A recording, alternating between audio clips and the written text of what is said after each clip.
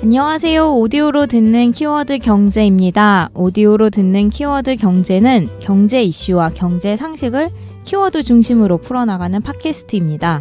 네이버 오디오 클립과 iOS 팟캐스트, 팟빵에서도 들으실 수 있습니다. 유튜브에도 영상을 올리고 있으니 많은 구독과 공유 부탁드립니다. 유튜브에서는 경제 유캐스트나 오디오로 듣는 키워드 경제라고 검색하시면 나옵니다. 안녕하세요. 윤리드입니다. 네, 안녕하세요. 파키하는 김 기자입니다. 네, 김 기자님께 제가 질문 하나 드릴게요. 예. 퀴즈. 예. 1달러를 한국의 화폐 단위로 그 원으로 환산을 하면 얼마 정도 될까요? 지금 한 1140원 정도 되지 않나요? 네, 맞습니다. 약 1000 얼마 정도가 되겠죠. 그러면 1만 달러는 1000만 원. 네, 맞습니다. 다른 이제 화폐도 볼게요. 1유로도 한 1,000 얼마 정도 이렇게 1200원, 1300원? 네, 예. 네. 그렇게 될 테고 1파운드도 비슷한 것 1,400원 같아요. 정도. 예. 네. 또 국제적으로 자주 통용되는 화폐 단위가 뭐 캐나다 달러 같은 경우에는 900원이 조금 안 되고요. 중국 단위인 1위환화 같은 경우에는 170원, 1회는 10원 정도 된다고 보시면 돼요. 대부분의 국가의 그 화폐 단위가 우리나라 화폐 단위보다 조금 약간 가치가 높죠. 예. 우리나라의 그 1원보다 그 이제 더 화폐 단위가 낮은 국가는 사실 뭐 몽골, 베트남, 인도네시아 정도밖에 없어요. 사실 우리나라는 OECD 국가 중에서 액면가 대비 가치가 가장 낮은 화폐예요. 각 국가의 화폐 단위를 뭐 1씩 비교를 해보면 1원, 1달러, 1엔, 1위안, 1유로 이렇게 비교를 해보면 1원의 가치가 가장 낮다는 의미예요. 뭐 사실 화폐 단위의 가치가 높을수록 좋은 것도 아니고 낮을수록 나쁜 것도 아닙니다. 하지만 다른 국가보다 이 단위 숫자의 차이가 많이 나면 사실 불편함은 좀 있겠죠. 100달러 정도는 10만 원 정도이기 때문에 뭐 괜찮다고 하더라도 10억 달러가 넘어가게 되면 이게 우리나라 돈으로 1조 원이 넘습니다. 그러면 기입해야 할 숫자 자릿수 0이 굉장히 많은 거죠. 그러면 비효율적이기도 하고 또 불편함도 따르게 됩니다. 이렇기 때문에 화폐의 액면가를 낮추자는 이야기가 우리나라에서 계속 이제 나오고 있었고 이게 화폐 개혁, 리디노미네이션이라고 합니다. 말이 어려워요. 디노미네이션. 예. 네, 그래서 그냥 화폐 개혁이라고 네, 오늘은 얘기를 하겠습니다. 제가 계속 리디노미네이션이라고 하다가 다른 발음을 할 것 같아서 네. 최근에 이 단어를 굉장히 많이 들어보셨을 거예요.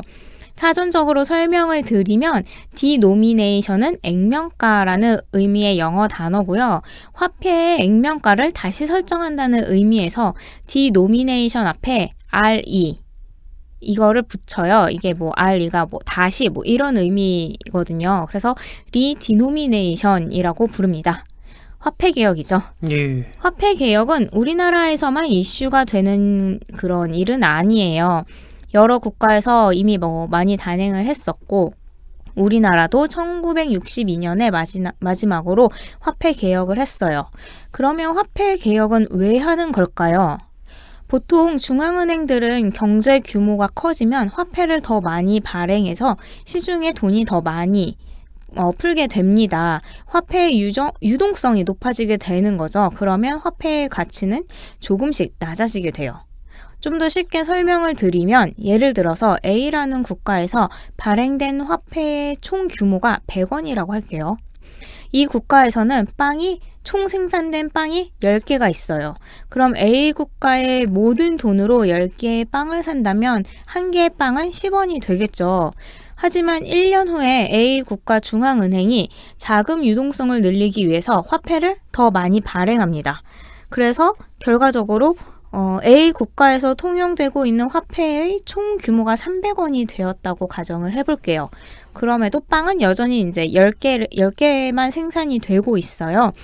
그럼 A 국가의 또 모든 돈, 이 총 300원으로 10개의 빵을 산다면 한 개의 빵은 얼마일까요? 30원이죠? 네, 그렇습니다. 1년 전에는 10원으로 한 개의 빵을 살 수가 있었는데 지금은 10원이 있으면 빵을 3분의 1개만 살 수 있는 셈이에요. 화폐가 이제 화폐 발행이 늘어나니까 화폐의 가치가 떨어지는 겁니다.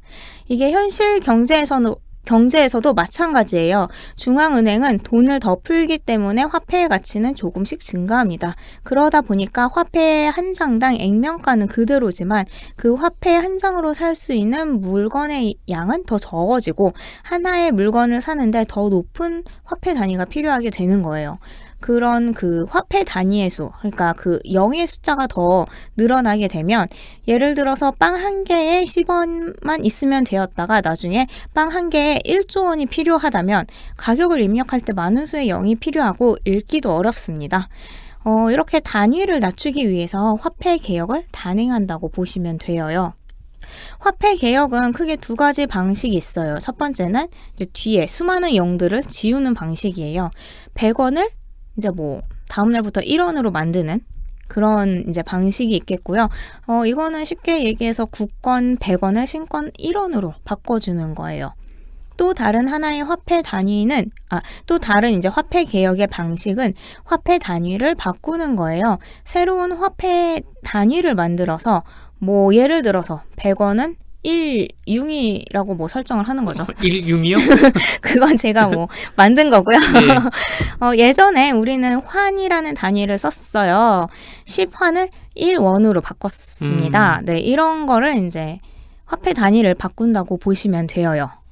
만약에 화폐 개혁이 시행된다면 그럼 우리는 뭐 어떻게 해야 될까요?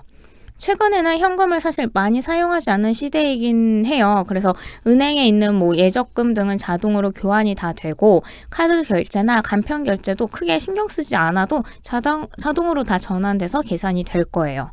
뭐 이거 자동으로 전환되는 거는 다 이제 개발자분들이 하시겠죠? 예, 그렇죠. 네, 근데 다만 이제 오프라인으로 가지고 있던 현금은 은행에 가서 신권으로 바꿔야 합니다. 은행에 가서 이렇게 신권으로 바꾸다 보니까 지하 경제에 있던 돈들이 밖으로 나오게 되어요. 화폐 개혁을 할 때는 이제 앞서 말씀드린 것처럼 오프라인으로 보유하고 있던 국권 현금을 신권으로 은행에서 바꿔야 하는데 이게 뭐 평생 바꿔주는 게 아니라 일정 기간 동안만 진행이 되는 거예요. 그렇기 때문에 이 기간 동안 신권으로 교환하지 못하게 되면은 국권은 쓸모없는 종이가 되어버려요. 그동안 땅속에 묻어 놓았던 그런 불법 자금 등을 신권으로 바꾸지 못하면 돈이 아닌 그냥 쓸모없는 종이가 되어버리기 때문에 범죄 조직들도 이제 숨겨뒀던 돈을 다 이제 시중으로 풀겠죠. 신권으로 바꾸겠죠. 이게 화폐 개혁의 긍정적인 효과 중 하나가 될 수 있다고 합니다. 유부남들의 비상금도 나올 수밖에 없는 그런 현실이 되네요. 네, 근데 유부남들이 이제 그 와이프 몰래 가서 은행에서 바꾸면 되기 때문에 그러네요. 네, 그거는 크게 걱정하시지 않아도 될 것 같습니다. 이런 이제 그 숨은 돈을 지하 경제에 있던 돈을 이제 그 시장 밖으로 나오게 한다라는 긍정적인 효과가 있을 것이다라는 이제 이론들은 되게 많긴 한데 사실 그동안 화폐 개혁을 진행했던 국가들을 보면은 뭐 이게 그렇게 큰 영향은 미치지 않는다 이러한 조사들도 있어요. 우리가 그동안 우리나라에서 5만 원권이 사실 많이 발행이 됐지만 실제로 유통되는 양은 얼마 되지 않는다는 뉴스를 보셨을 거예요. 예전에. 예. 1만 원권보다 이제 그 5만 원권이 더 적은 부피로 더 많은 돈의 가치를 보유할 수 있게 되다 보니까 불법 자금으로 많이 사용이 되고 불법 자금으로 이 5만 원권이 인기라는 얘기가 나오는 거예요. 그만큼 우리나라에도 이제 검은 돈이 있다는 의미겠죠. 근데 또 한 가지 생각을 해봐야 할 거는 이러한 범죄 조직이 가지고 있던 검은 돈을 이들이 순수하게 은행에 가서 다 신권으로 바꾸지 않을 수도 있어요. 그 돈을 다른 자산으로 바꾸는 거죠. 그러니까 예를 들어서 부동산을 산다거나 아니면 뭐 고가의 상품을 산다던가 이러한 방식으로 이제 검은 돈을 어떻게 처리를 하겠죠. 그 돈들이 시중에 풀리게 되면은 돈의 유통량은 많아지게 되고 돈의 가치는 떨어지고 물가는 상승하게 됩니다. 이제 이 범죄 조직들이 갑자기 큰 돈을 빨리 써야 되다 보니까 막 이렇게 부동산 같은 거를 많이 사겠죠. 네. 그리고 또 최근에 많은 검은 돈이 모이는 곳이 있어요. 어딜까요? 예전에 그 비트코인이 그 러시아 마피아들의 검은 돈이 흘러들어가서 갑자기 훅 올랐다는 얘기를 전해드린 적이 있었던 것 같아요. 예, 맞아요. 바로 암호화폐입니다. 이제 이 검은 돈을 가지고 있던 범죄 조직들은 그 많은 돈들을 처리하기 위해서 암호화폐를 활용할 수도 있어요. 암호화폐에 자금이 몰릴 가능성도 없지 않습니다. 이런 화폐 개혁을 하면은 좀 가장 크게 우려되는 부분은 아무래도 인플레이션이에요. 불법 자금이 세상 밖으로 나오면 유통량 증가로 인한 인플레이션도 있겠지만 화폐 개혁으로 인한 심리적 인플레이션도 좀 걱정을 해야 돼요. 그러면 이게 가격이 상승이 되는 거겠죠. 그렇죠. 아무런 일도 하지 않았는데, 아무런 이 상품의 가치가 오르지도 않았는데 저절로 이제 그 가격이 오르는 거예요.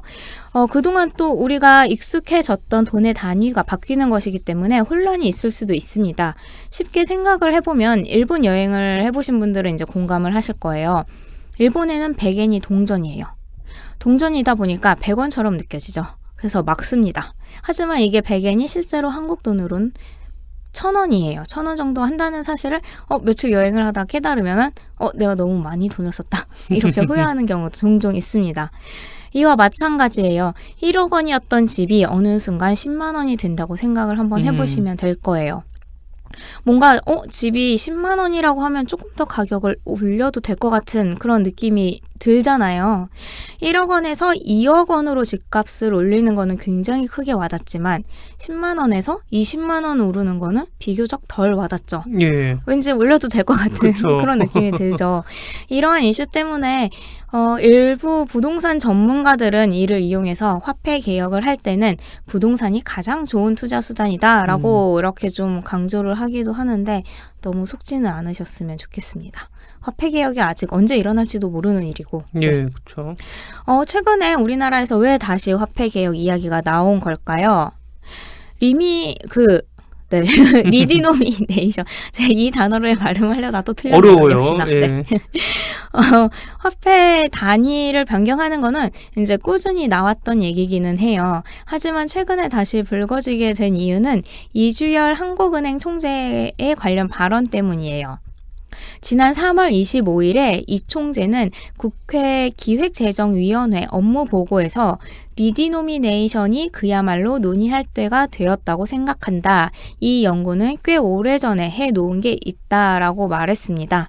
하지만 홍남기 부총리 겸 기획재정부 장관이랑 이 총재는 아직 화폐 개혁을 검토한 바는 없다고 이렇게 얘기는 했어요. 우리나라에서도 언젠가 한번 진행하기는 해야 하는 건데 이제 어느 정부에서 시작을 할지 선뜻 서로 나서기가 쉽지는 않아요. 왜냐하면 부작용이 크게 일어날 수 있기 때문이죠. 화폐 개혁 관련된 기사를 보면 사실 댓글 중에 아무것도 하지 말아라 라는 댓글을 많이 찾아보실 수 있을 거예요. 다들 이제 부작용 때문에 좀 걱정을 많이 하는 거예요. 아무래도 지금 경제가 그렇게 좋지 않은데 화폐 개혁으로 인해서 부작용이 더 크게 일어나면 어떡하나 이러한 이제 걱정을 하는 거죠. 사실 2005년 이후에 화폐 개혁을 한 국가는 11개국인데 이 중에 성공을 했다고 볼 수 있는 사례는 4개 국가밖에 없기는 해요. 터키와 투르크메니스탄, 루마니아, 아제르바이잔 정도예요. 화폐 개혁이 쉽지 않다는 의미이기도 해요. 2002년에 유럽에서는 이제 유로화로 화폐 단위를 바꾼 국가들도 있긴 있어요. 이때 사실 결과가 크게 나쁘진 않았다. 꽤 성공적이다라는 평가가 있긴 한데 이때는 3년에서 5년에 걸쳐서 단계적으로 도입을 했기 때문에 경제 충격을 최소화했다고 합니다. 짐바브웨나 베네수엘라 같은 경우에도 이제 화폐 개혁을 시행을 했지만 사실 제대로 잘 이게 성공적으로 이루어지지 않아서 두세 번 진행을 했었고 사실 이들 국가는 화폐 개혁의 문제가 아니죠. 사실 그렇죠. 국가 경제 자체가 이제 혼돈의 카오스이기 때문에 이게 워낙 이제 화폐 가치가 워낙 떨어지다 보니까 이제 화폐 개혁을 시행을 했었던 거예요. 북한도 비슷했죠. 맞습니다. 오늘 화폐 개혁에 대해서 이제 전반적으로 설명을 드렸고요. 아마 이른 시일 내에는 화폐 개혁이 일어나지는 않을 거라고 예상은 돼요. 하지만 미래에 언젠가는 있을 거라고 생각이 듭니다. 현재 돈의 단위를 얘기를 할 때 우리가 조 단위까지는 나오기는 하고 간혹 경 단위까지 나오기도 해요. 점점 커지면 사실 불편하긴 불편해요. 아무리 현금 사용이 많지 않다고 하더라도 라면 한 봉지에 100만 원이 된다고 하면은 0이 6개가 되는 거잖아요. 이런 날이 온다면 아마 화폐 개혁은 하지 않을까 싶고요.